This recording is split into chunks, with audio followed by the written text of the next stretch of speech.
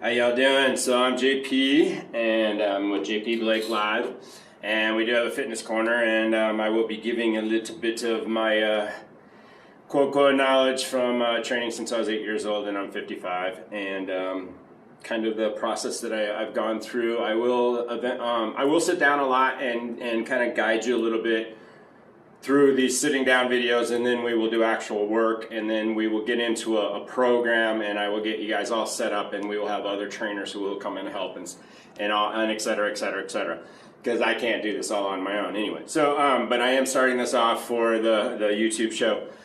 So I've been training since I was 8 years old. Bought my first weights when I was a little kid at a garage sale. I originally started lifting weights to fend off my father. Basically, he was an alcoholic and abusive alcoholic, and I did that to be Superman, and that was my power, and it became my power. I mean, my working out became my private little personal place where I go when I'm upset or whatever I need to work out things. It's mine, and I didn't really share it much, and I have shared with people that, I did model in my 20s, and I did a couple films, and I wasn't really comfortable with who I was at that point in my life. So I did walk away from Hollywood, and you can read that story on YouTube or hear that story. Anyway, so in that essence, it's my body was like my sacred place. Actually in high school, I wore sweats and long sleeve shirts because it was mine. It was like my little secret, and it was my protector, and I always felt in the back of my mind some way, somehow this was going to become useful in my life, and it did. It saved me and used me. I used it for all my purposes to get through life, So anyway, enough said. It is my safe space, the gym, and now that I'm 55, it is my place to go, and it's my place to rest. It's my place when I'm really tired. I usually have my best workouts, So what I usually do is I do programs where I train 3 body parts at once, and or not at once, but together, and I go from one to the other, and I don't rest. And now when I do get my heart rate up to a higher point, and I have a very low resting heart rate. I'm below 30 when I sleep at night. It's natural for me. I've assumed such a position in my well-being that it's just what my heart does. That's where I'm at. That's my safe space for my body to be beating at. When I get to like 130 on a treadmill or a Stairmaster, I start feeling very uncomfortable. So when I get to that zone, that's when I use my meditation in my mind, and I usually close my eyes when I'm on the treadmill, and I self-focus to try to get my breath to come back down. Now, if you work on that, you can actually drop it down 10 points within a minute. It's easy to do. But I have to do that because when I get to 130, my heart starts hurting, but I still want to keep going, and I want to push beyond that 130. So to do that, I have to take away the pain, and to do that, I concentrate on my heartbeat. So when I train, I don't train my muscles, I train my heart. When I come into a gym, I don't come in with a specific muscle in mind. I train on what feels that day. And now it's taken a long time to do that. I was a very regimented trainer and trainee, and it didn't work for me. It just didn't work because everybody's body's different. So now some people can do the regimen. They can do 4 o'clock every day for the rest of their lives. I can't. I go to the gym when my body and my mind and everything else is in sync and ready to go. I can go force it, and usually I'll still have a good workout, but it's all about the show up. Showing up to the gym is the key to losing weight, getting big, whatever. It's showing up, okay? So like, take last Thursday. I was extremely tired from working all week. I'd been filming, we've been doing my RV, we're getting the show ready, and I was just exhausted. But I knew I had to go to the gym because I knew I wasn't gonna feel good about myself if I didn't go to the gym, and I know when I'm tired, that's when I go to the gym because it'll give me some extra energy, or it'll at least help me work it out so I can relax a little bit because I get uptight when I get tired. So I went to the gym, and I didn't want to do shit. I went in there and I did a couple biceps. I wasn't feeling it. Triceps, I wasn't feeling it. So then I just said, all right, hey, you want to get the hell out of this gym and you don't want to be here, so set a goal. So my goal was 30 minutes on the Stairmaster. I did it, okay? Once I got done with that, I went and did a few abs. Then I went back and did a few biceps. So it's all about the mental challenge and all about just working and setting up circumstances to change that mental challenge.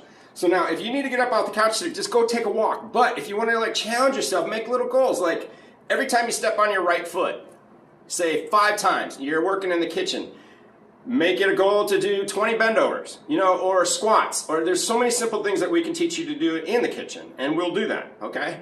But I'm just saying, everything, if you want to lose weight or you have a goal of fitness, you have to change your whole life to it, okay? So I can remember I was like 15 years old in Virginia working, and one of the jobs we had to do, and I mean, everybody did it. I mean, the whole team, the whole construction team did everything together. The supervisor was really cool about that. And it made everybody feel no less or no better than the other, and that was perfect. That was perfect for a guy like me. So we had to go clean rocks to clear the field for building this home. And I mean, they're rocks, they're boulders, and they're big, and there's thousands of them in this field. And so I got about a quarter way in after doing it, and you're all energetic, and you're young, you're 15, you're like, yeah, this is cool, all right. And then your mind gives out. But I turned it into my workout. And I can remember that day because that's when I started taking the gym and putting it in my life. So that day, every time I picked up a rock, I counted it, and I made it into a rhythm.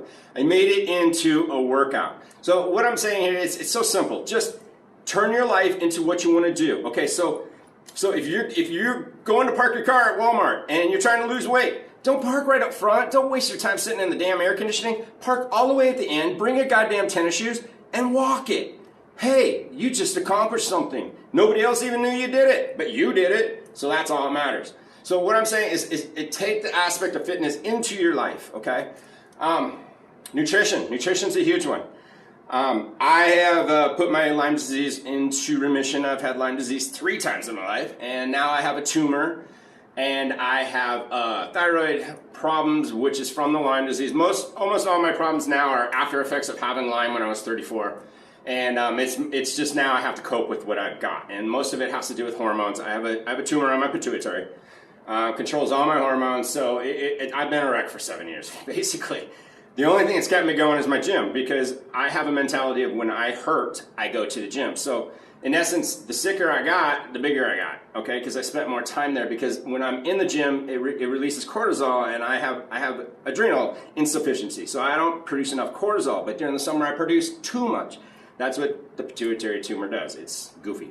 So the gym gives you cortisol. So the addiction, part of the addiction of my addiction is that cortisol. It's been probably for about 10 years because my thyroid's and my adrenals have been fatigued, okay? And I just didn't realize it. A lot of it was maybe overtraining too, and my lifestyle. I thrive on adrenaline. So I kind of wore out I wore out my adrenals, but the gym is where I kept replacing it, but you can't keep replacing it. Finally, it gives out, and it gave out a couple years ago. So it's no longer that addictive feeling for me. It's a soothing place. It's my relaxation place. I don't like to talk much when I go there. I keep my headphones on, but I have my days when I go socialize with everybody and try to keep the peace, because the gym is my safe space, and I do want to feel safe and secure in my gym, so I do want to know people. But I do most of that in the sauna, and I do recommend sauna. It is, with our society and us eating out of boxes, cans, drinking shitty-ass water, never, ever drink city water. The only place that has the cleanest water in the world is actually in New York, which is crazy, but they have those underground aquifers there, which are natural.